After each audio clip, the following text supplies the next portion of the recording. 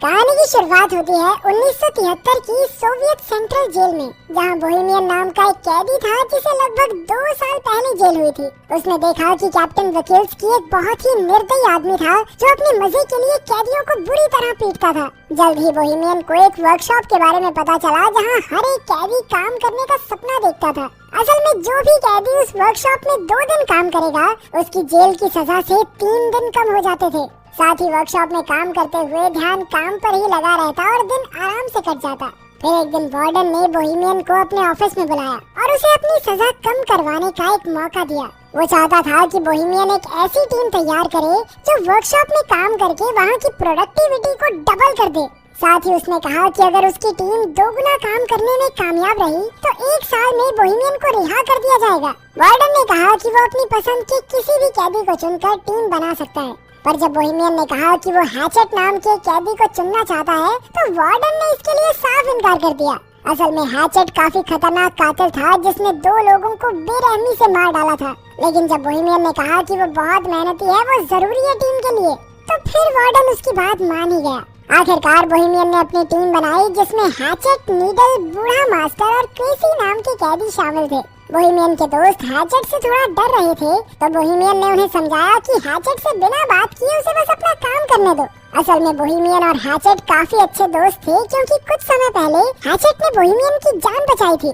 खैर जल्द ही उनकी टीम काम करने वर्कशॉप में आ पहुंची। वहां जाकर नीडल एक गार्ड को चिढ़ाने लगा जिससे गार्ड को बहुत गुस्सा आया, पर अभी वो नीडल को पीट नहीं सकता था क्योंकि उन्हें वर्कशॉप का बहुत जरूरी काम करना था। खैर फिर हम देखते हैं कि सभी कैदी काम करने की तैयारी कर रहे थे। कुछ देर बाद गार्ड ने वहां आकर सबको चॉकलेट्स दी क्योंकि उसकी पत्नी ने एक लड़के को जन्म दिया था। लेकिन बाद में कैप्टन ने गार्ड को चेतावनी देते हुए कैदियों से दूरी बनाकर रखने को कहा क्योंकि उनमें और जानवरों में कोई फर्क नहीं। अगर उन्हें लगा कि गार्ड नरम स्वभाव का है तो उसे कच्चा चबा जाएंगे।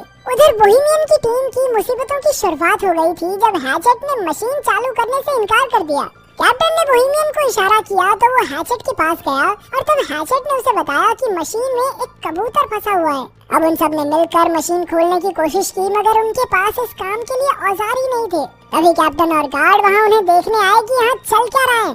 हालांकि मशीन में कबूतर फंसा हुआ था लेकिन कैप्टन ने फिर भी मशीन चालू करने का हुक्म दिया। फिर कैप्टन ने गार्ड को मशीन चलाने को कहा मगर जैसे ही गार्ड बटन दबाने लगा हैचेट ने उसे गर्दन से पकड़ लिया और कहने लगा कि जब तक कबूतर आजाद नहीं होता तब तक किसी कीमत पर मशीन शुरू नहीं होगी। तभी अचानक नीडल ने पीछे से कैप्टन पर हमला करके उसे बेहोश कर दिया। फिर उसने क्रेसी को दरवाजा बंद करने को कहा। ये सब देखकर बोहेमियन काफी घबरा गया क्योंकि मामला हाथ से निकलता जा रहा था। अब कैप्टन और गार्ड उनके कब्जे में थे और वो आगे के प्लान के बारे में सोचने लगे। बोहेमियन ने कहा कि वो पुलिस को फोन करके सब कुछ सच बता देगा, पर हैचेट ने उसे धमकाकर कहा कि अगर उसने ऐसा कुछ किया ना तो वो कैप्टन को मार डालेंगे। जिस पर कैप्टन ने गुस्से में कहा कि उनमें से कोई भी जिंदा नहीं बचेगा, जिससे वो सभी काफी डर गए। फिर बोहेमियन ने कहा कि उन्हें कैप्टन और गार्ड को छोड़कर फिर से काम पर लग जाना चाहिए। मास्टर और क्रेसी भी बोहेमियन की बात से सहमत थे, पर नीडल जानता था कि अगर उसने कैप्टन को छोड़ दिया तो वो अपनी जान से हाथ धो बैठेगा। फिर बोहेमियन ने हैचेट से गार्ड को छुड़वाने की कोशिश की, लेकिन हैचेट ने कहा कि जब तक वो कबूतर आजाद नहीं होता तब तक काम शुरू नहीं होगा, मतलब नहीं होगा। अब बोहेमियन ने फिर से मशीन खोलने की कोशिश की मगर वो नाकामयाब रहा। तब हैचेट ने कहा कि अगर ये कबूतर मारा गया ना तो मैं इस गार्ड को भी मार दूंगा।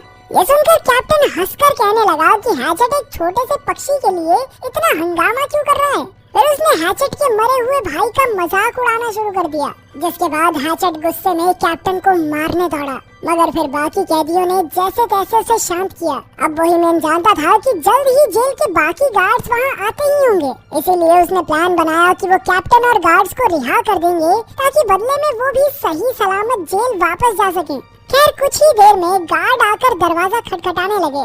तभी कैप्टन ने चिल्लाकर उन्हें सारा हाल बता दिया। बोहेमियन ने दरवाजे पर जाकर अपनी बात कही, पर तभी गार्ड्स बाहर से दरवाजे को खोलने लगे। फिर एक गार्ड गाड़ी में बैठकर बाकी गार्ड्स को बुलाने चला गया। उधर बूढ़े मास्टर ने कहा कि वो बाहर जाकर गार्ड से बात करेगा। फिर वो हाथ खड़े करके दरवाजे से बाहर निकला तो एक गार्ड ने उस पर बंदूक तान दी। फिर अचानक उस गार्ड ने बिना किसी बात के ही गोली चला दी, जिससे मास्टर की मौके पर ही मौत हो गई। जब बोहेमियन और उसके साथियों को इसका पता चला तो बोहेमियन ने गुस्से में कंट्रोल यूनिट ही तोड़ डाला, जिससे दरवाजा फिर से बंद हो गया। फिर कुछ समय बाद जेल वार्डन और एम्बुलेंस वहाँ पहुँच गई। वार्डन ने कहा कि वो उन कैदियों से बात करके मामला सुलझाना चाहता है। वार्डन ने पुलिस वालों को दूर भेजने की कोशिश की ताकि कैदी डर कर कोई गलत कदम न उठा लें, मगर पुलिस चीफ तो वहाँ से हिलने को तैयार ही नहीं था।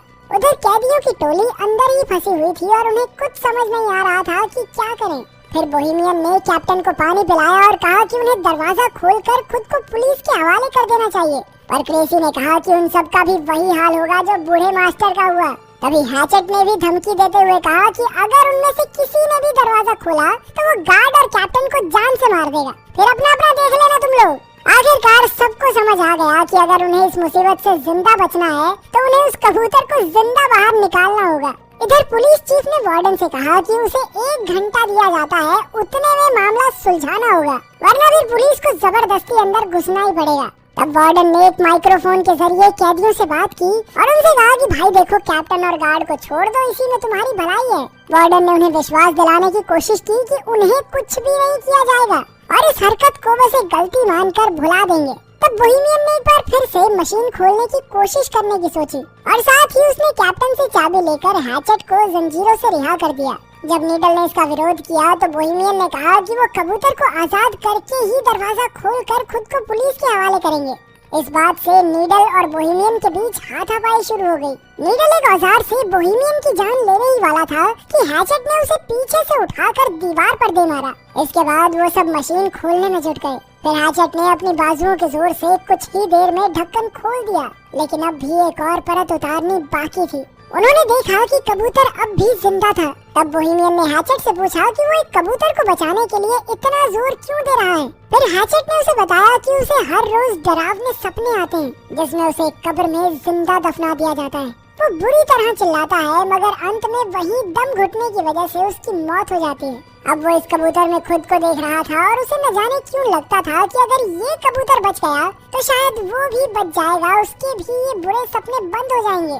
खैर फिर बोहेमियन ने मशीन खोलने में गार्ड की मदद मांगी तो उसने कहा कि पहले उन्हें कैप्टन को रिहा कर देना चाहिए ताकि कैप्टन बाहर जाकर पुलिस को सब कुछ बता सके, मगर नीडल उसे छोड़ने के लिए हरगिज राजी नहीं था। और फिर अचानक उसने कैप्टन पर लकड़ी से वार कर दिया। बोहेमियन ने गार्ड को समझाया कि भाई देख, अगर हमने इसको कैप्टन को छोड़ दिया ना तो हमारे साथ तू भी मारा जाएगा, क्योंकि सिर्फ तुझे बचाने के लिए गोलियों का इस्तेमाल खारिज तो नहीं करेगी सरकार।